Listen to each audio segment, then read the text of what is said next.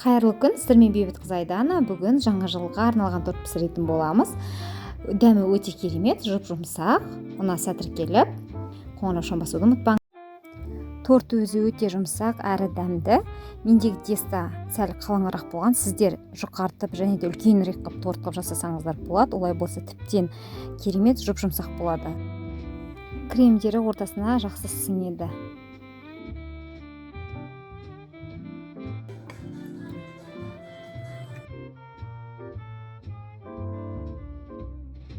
Ең алдымен 2 жұмыртқамызға қант, бал,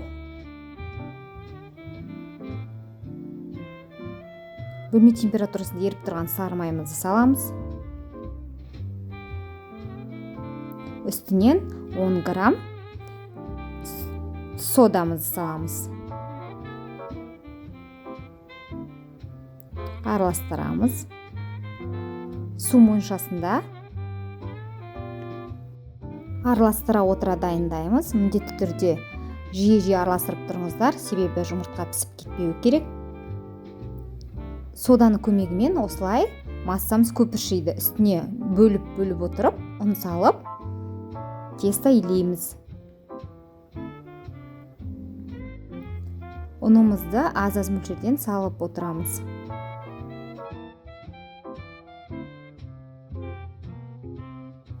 Дәл осылай болып шығуы керек. Үстінен артық ұн салмаймыз.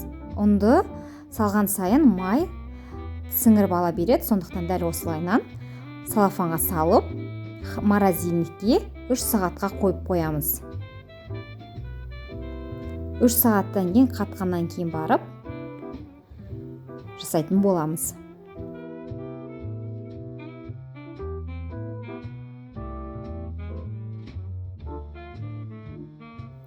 Мінеки морозильниктен алып шықтық. Қатқан тестамызды 4 бөлікке бөлеміз.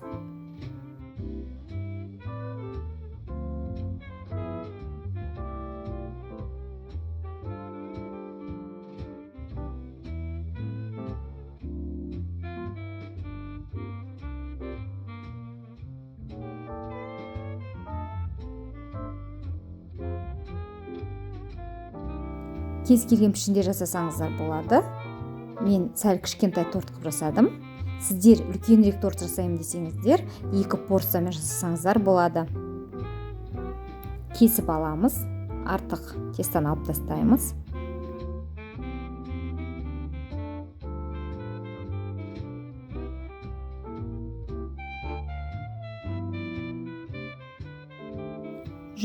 градуста 5-7 минут пісіріп аламыз.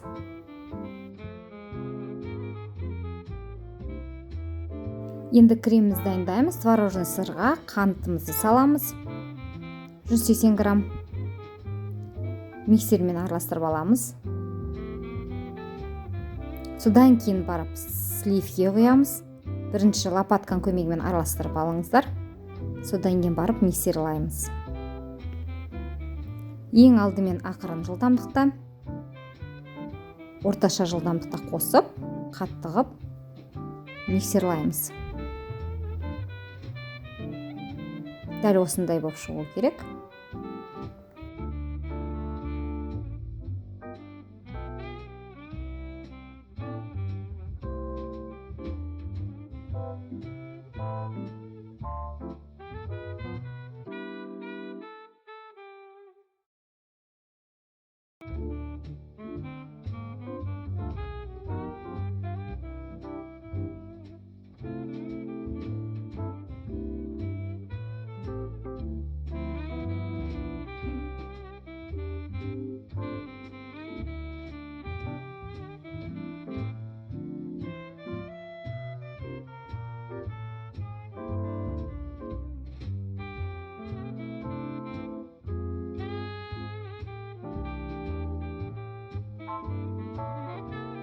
Дәл осылай барлығын құйып шығамыз.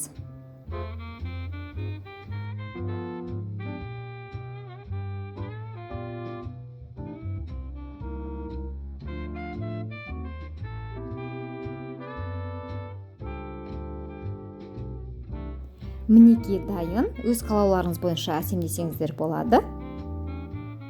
Ұнаса тіркелуді ұмытпаңыздар, және де арнамда көптеген видео рецепттар бар.